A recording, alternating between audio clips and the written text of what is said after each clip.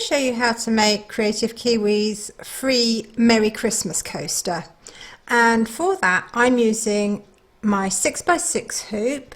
I've got cutaway stabilizer, you can use tearaway if you want to.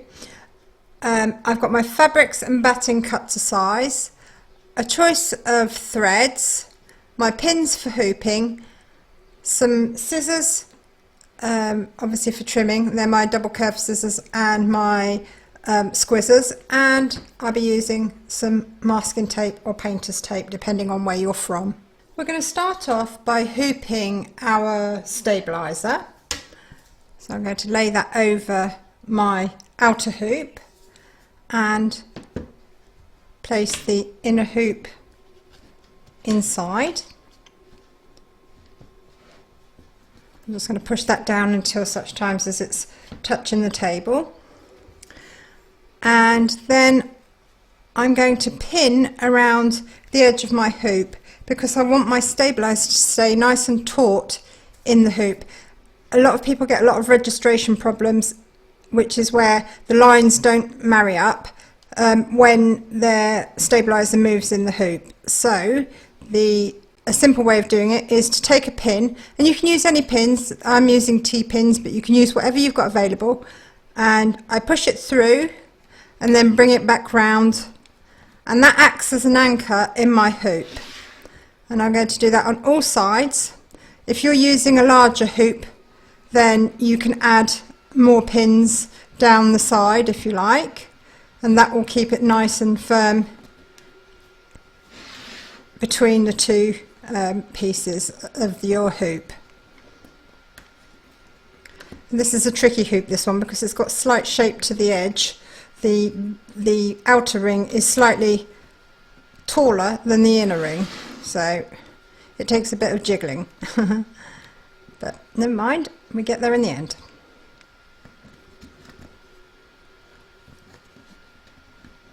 It just doesn't want to go in. So larger hoop, extra pins down the sides, and you can put extra pins on the ends as well if you wish to. So now that that's nice and taut in the hoop, you're going to load the file into your machine and stitch round number 1, and that's going to give you your fabric placement outline. You're now going to place your batting over the outline and then place your outer fabric over the top and hold it in place with a little bit of tape. You're now going to stitch round number 2, and not only is that going to secure your fabric, but it's also going to give you your placement outline for your centre fabric as well.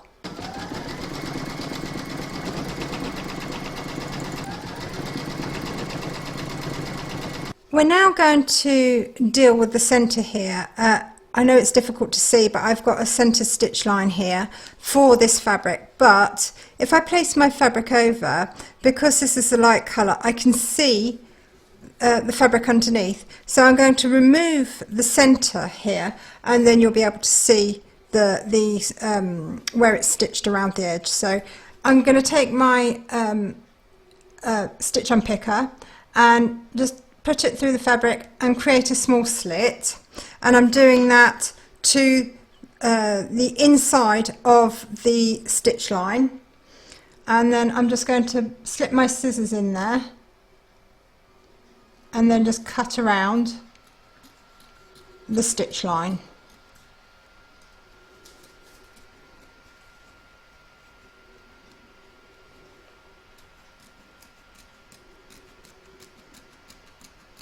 Now you can place your fabric over the top and use a little bit of tape to hold it in place. The reason why we use tape is it's always better than pins.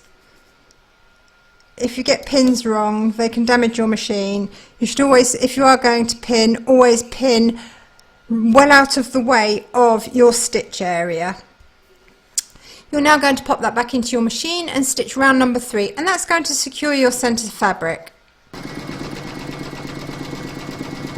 I started off with red thread in my machine so that you could see what I was stitching. I've now changed it to gold, and if you have got a different colour that you're going to use for the quilting, you're going to want to load it into your machine now, and then you're going to stitch round number 4, and that's going to do the quilting all over the inside here.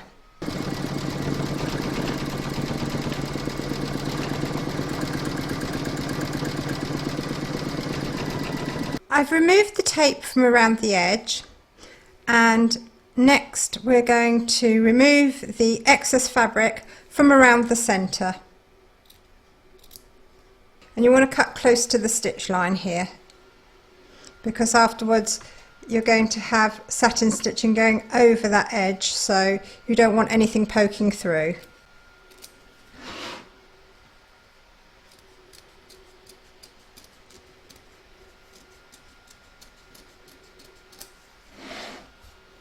I've changed my thread to red, and you're going to want to change it to whatever colour you want the edge or in edge stitching to be, and then you're going to stitch round number 5, and that's going to do the satin stitch border.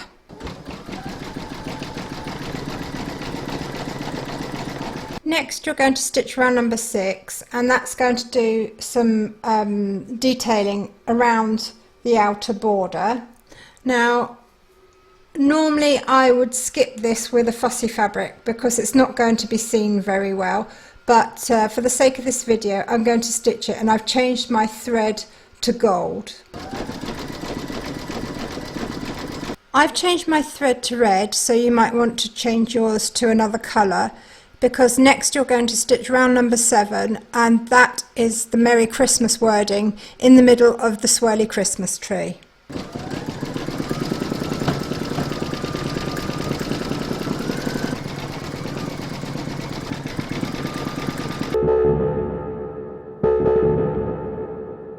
I've got a whoops moment here, and I just thought it worth showing you what's happening and how to get around it, at least temporarily, until you finish your stitch out and you can investigate it further. Now in my stitching, my bobbin thread has started showing through, and it's quite significant, and it's going to spoil the look of this. Now that is a tension issue. It could be one or two things. I've either got a piece of thread caught up in the tensioners and it needs cleaning out, and usually I'd use a piece of floss for that, or there's something else going on underneath, and usually the rule of thumb is if there's a problem on top, then it's your bobbin. If there's a problem underneath, then it's your top thread that's the issue.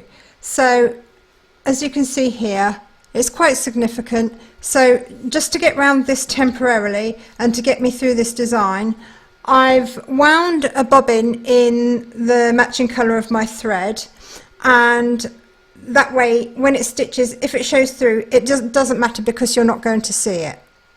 So I'm going to carry on with that for a minute and see how it goes, and then when I get to the end of this colour I will investigate further as to the cause. So I'm going to pop this back in my machine and carry on stitching with round number 7, and I'm going to backtrack over the stitching until I get to about here, and then re-stitch all this around so that it will be hidden. So I've gone into the settings on my machine, and I'm just going to go back 10 stitches at a time until my needle arrives up here.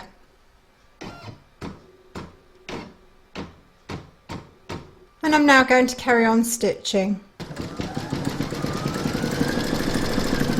I've changed my thread to dark green, and you might want to change yours as well, because next you're going to stitch round number 8, and that's going to start doing the swirly bits of the Christmas tree.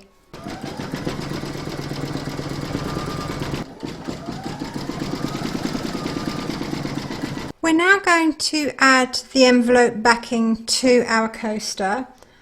So the two pieces that you've folded and pressed, you're going to add to the front, and I've put some tape down around the edges just to hold my fabric nice and flat and out of the way.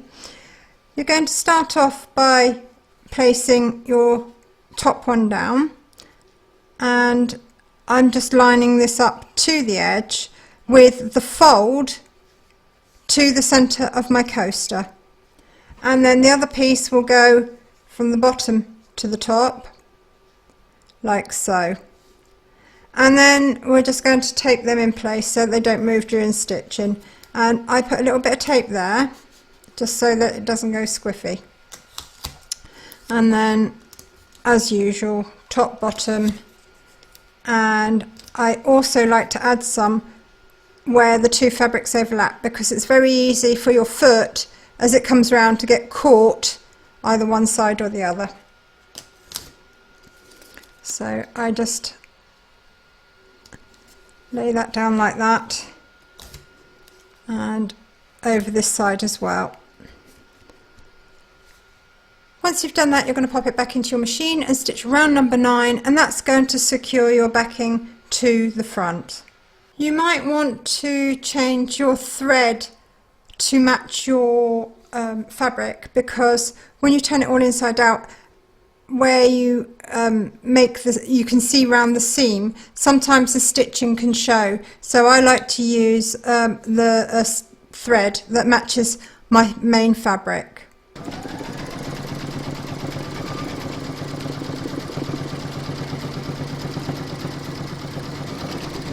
You're now going to free your work from the hoop.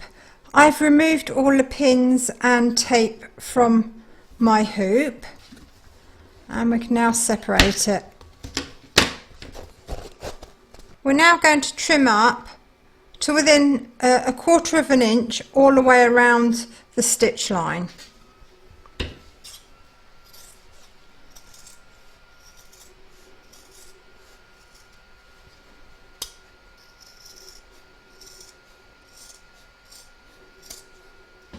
And I like to notch into the corners so that when I turn this out the right way, it looks nice and neat on the corners.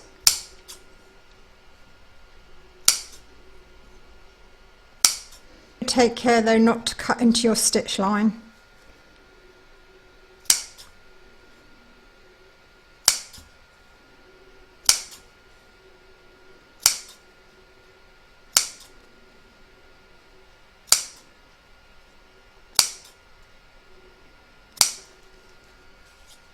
Now turn that out the right way.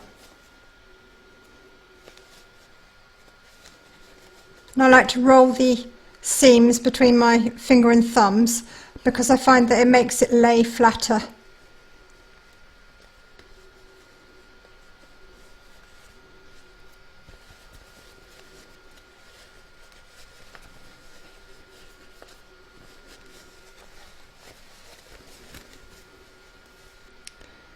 And that's ready for a quick press.